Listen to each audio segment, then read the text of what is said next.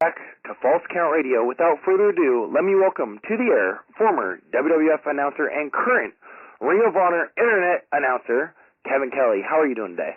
I'm good, man. What's going on? How is everybody? Oh, I am doing good. It's been one hell of a day. Busy show. Oh, yeah, busy, very busy show. Plus just been running around. There's been a lot of stuff going on in town, and, of course, a lot of wrestling news we've been covering. And with the wrestling news, of course, you are going to be making your Ring of Honor debut this coming month. Would you like to talk to our listeners about that?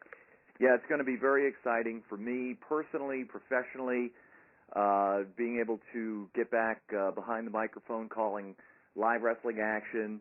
It's Big Bang, the Internet pay-per-view from Ring of Honor. It's Saturday, April 3rd, 7 p.m. bell time, and for all the information about the card, it's you can go to ROHWrestling.com or you can order right now through GoFightLive.tv. So it's going to be a lot of fun, man. It's going to be a big show and some great matches, a little bit of everything. Lucha, it's going to be some ROH stars, a whole lot. Nice. Of course, the Internet pay-per-views seem to be booming for wrestling. There's a couple of promotions around here that have been doing a lot of Internet feed through different websites where you can do a pay stream. They just did a Wrestling for Hunger, which was 73 hours, and they had a pay stream where you could donate. It seems like the Internet, is helping wrestling out these days, wouldn't you say? Well, it is, because, again, the business model is changing. Business is always changing, but as new technology comes available, wrestling needs to make sure that it's at the forefront, with digital technology being what it is, and with bandwidth now being, with everybody having high-speed connections just about in their home, a little easier for them to be able to check out an Internet pay-per-view. Plus, DVD business is dropping a little bit. It's dropped quite a bit, actually.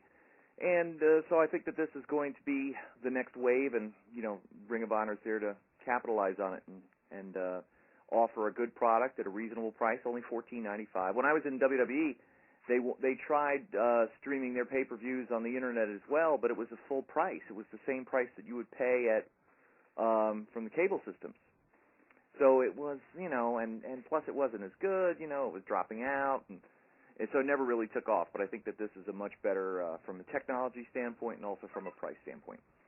Yeah, the price, you can't beat it. I mean, $15 for a pay-per-view, that's like you buy 3 ROH pay-per-views at that price, and you just bought 1 WWE pay-per-view. I mean, that's incredible. Yeah, I mean, listen, WWE delivers on the value. There's no doubt about that.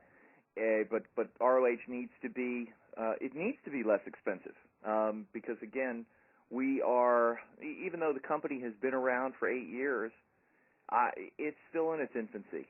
It's still, it's still trying to attract new fans and break beyond just the specter that it already has. It owns its market share very well. I mean, the company has a strong, passionate, rabid, hardcore fan base. It just needs to expand beyond that and to get into some of the older wrestling fans that have tuned away from the, sports entertainment genre of today. And some fans that have left and that have gone to watching just MMA shows. There's a lot of fans who I think if they saw, a real good physical, hard-hitting style of wrestling with, athletes, wrestlers who wrestle on a wrestling show, go figure. I think there's always an audience for something like that. I would agree with you. While we're talking about ROH, a lot of guys, have been being signed from ROH into other companies. I mean, Bryan Danielson, Nigel McGuinness, there's a lot of them that are going on. Who do you see being the breakout star of 2010? Well, it's a very, you make a very good point because people have to step up. And it's a great opportunity. I think that was the story of 2009 was the departure of Bryan and Nigel. And 2010 is going to be the year of the guys stepping up. You've got, of course, Tyler Black as the ROH World Champion. He needs to step up. He needs to be the flagship.